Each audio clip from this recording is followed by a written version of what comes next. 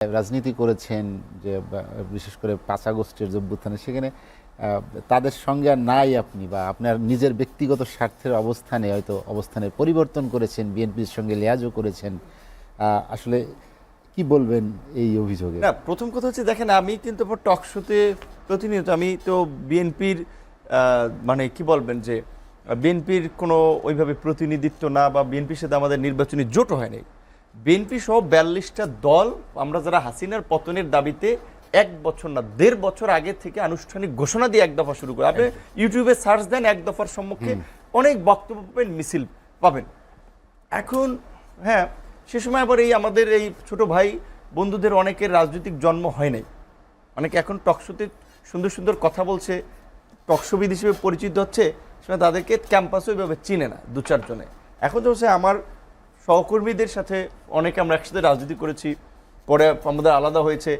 এখন যেভাবে ধরেন আমাদের কোনো ছাত্র নেতৃবৃন্দ ওই বিজেপির সভাপতিকে ফোন দিলে ৫০ লাখ টাকা দিয়ে দেয়, কিংবা কোনো ব্যাংকের চেয়ারম্যানের কাছে বৈষম্য বিরোধী আন্দোলন পরিচয়, নাগরিক কমিটি পরিচয়ে গেলে যে আপনার এই ব্রিফকেস ভরে পয়সা দিয়ে দেয়, ভিপি নূরের সময় তো এই রকমের পরিস্থিতি ছিল না যে ভিপি নূর বললে টাকা দেবে আর টাকা দিয়ে আমরা পোলাপান পালবো। বলতে গেলে রাজনীতিতে এটা এরশাদ সাহেব তো ক্ষমতা থেকে দল তৈরি করেছিলেন, অনেক ছাত্র তাদের কিনেছিলেন পয়সা এবং রাষ্ট্রীয় সুযোগ সুবিধা দিয়ে।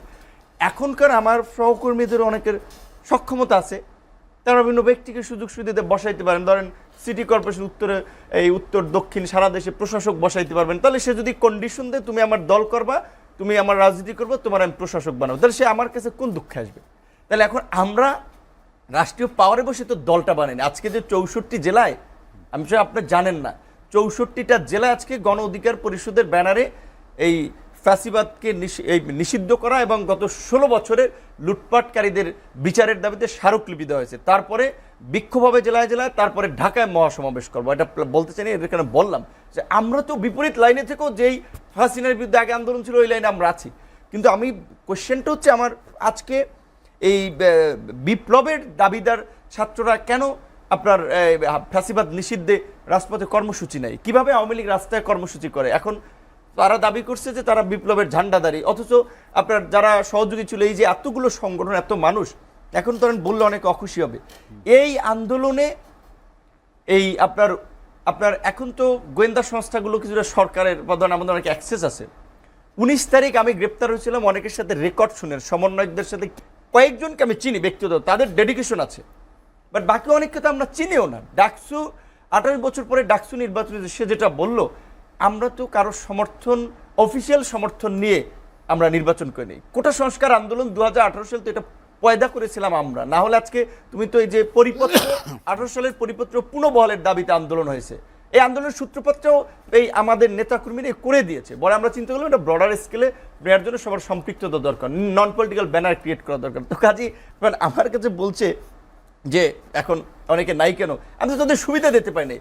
কাদের যে একটা ইন্টারভিউতে বলেছিল চাঙ্কারপুলে, বলি প্লিজ, চাঙ্কারপুলে একটা বাসা থাকতো, 2টা বাসা ভাড়া দিতাম ইউনিভার্সিটি যারা আমাদের সাথে ছিল সে সময়, এই প্রতিবাদগুলো, এই আবরার হত্যা থেকে শুরু করে বিভিন্ন ইস্যুতে ৪৫,০০০ টাকার বাসা ভাড়া ছাত্রদের।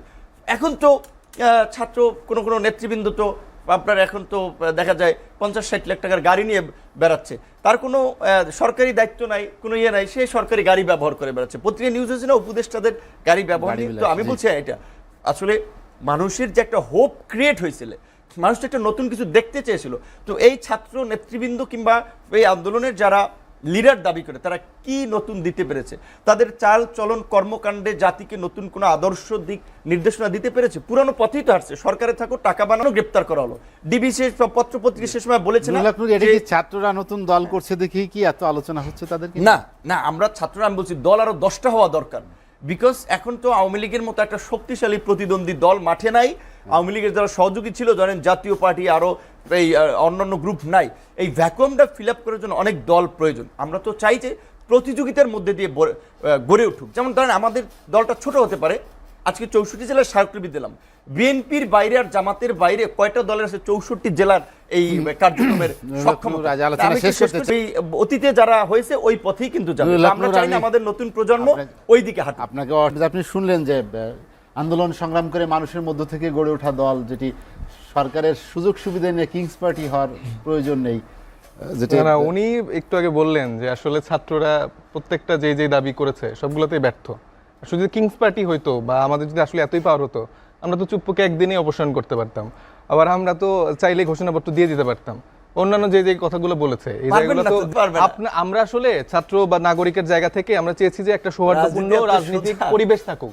সেখান থেকে আমরা রাজনৈতিক দলগুলোর একটা মতামতের ভিত্তিতে আমরা চেয়েছি একটা ঐক্যমত হয়ে সবগুলো ডিসিশনে যাক, কিন্তু বিএনপি সহ বিশেষ করে বিএনপি আসলে আমাদের কোনো রকম সহযোগিতা করেনি।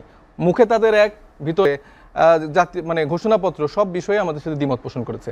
আমরা সেই জায়গা থেকে আসলে চুপ করেছিলাম। আমরা প্রতিটা বিষয়ে আমরা চেয়েছি দেশের মধ্যে আমাদের যে একটা বিভাজনের জায়গা তৈরি হচ্ছে সেটা তৈরি না করতে। সেই জায়গা থেকে আমরা প্রত্যেকটা ব্যাপারই আসলে ওই জায়গা থেকে চুপ ছিলাম, কিন্তু এখন আসলে আর চুপ থাকার সময় নেই। মানে বারবার যদি এই কাজগুলো করা হয়, ছাত্র নাগরিকের জায়গা থেকে আসলে আমাদের এখানে আওয়াজ তুলতে হবে।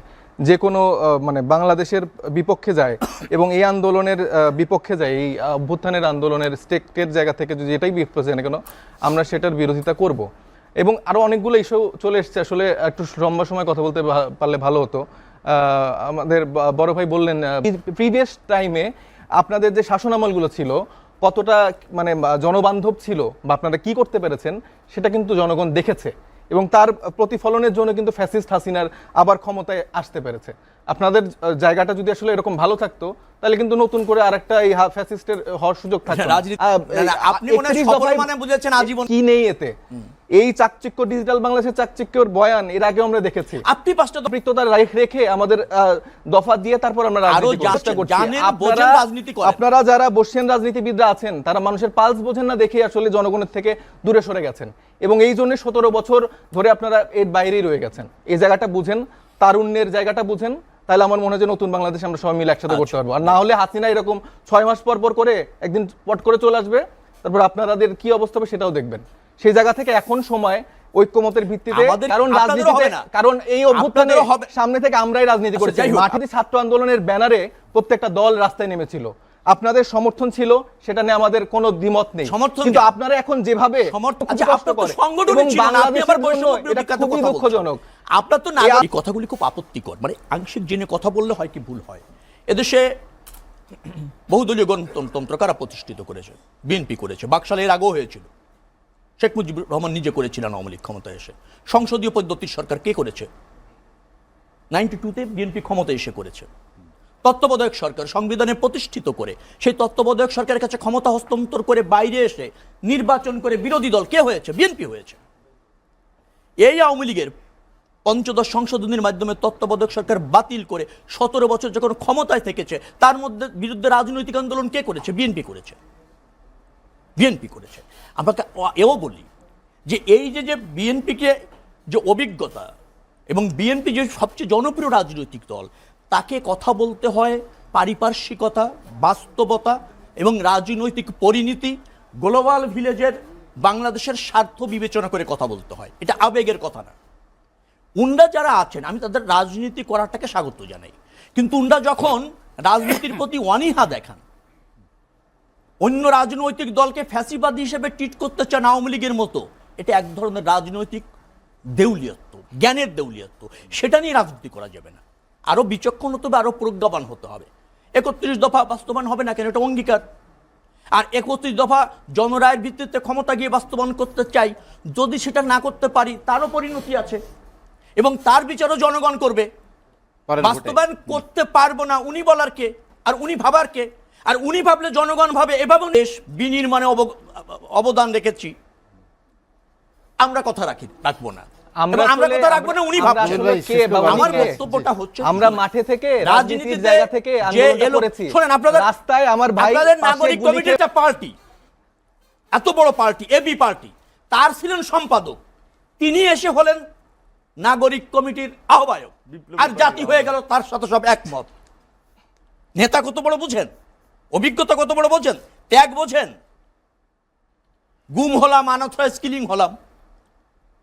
এদেশে ধরেন 1.5 লাখের উপর মামলা খালো বিএনপি নেতা কর্মীরা, 60 লাখ লোক আসামি হলো। আমি নিজে মনে করেন 9 বার জেলে গেলাম, 97 দিন রিমান্ড বলেছি, এটাকে 193 দিন জেল খাটলাম, প্রধান সমন্বয়কারী ছিলাম। কৌশল কি ছিল জানেন? কৌশল ছিল রাজনৈতিক আন্দোলনে যাতে সরকার এটাকে নিতে না পারে, সর্বাত্মকভাবে নেমেছি রুবেল ভাই, আজ এই আলোচনা science শেষ laboratory তে করবো, নেমেছি। হাতে সময় নেই, গুন্ডা হয়ে আপনাকে- গেলেন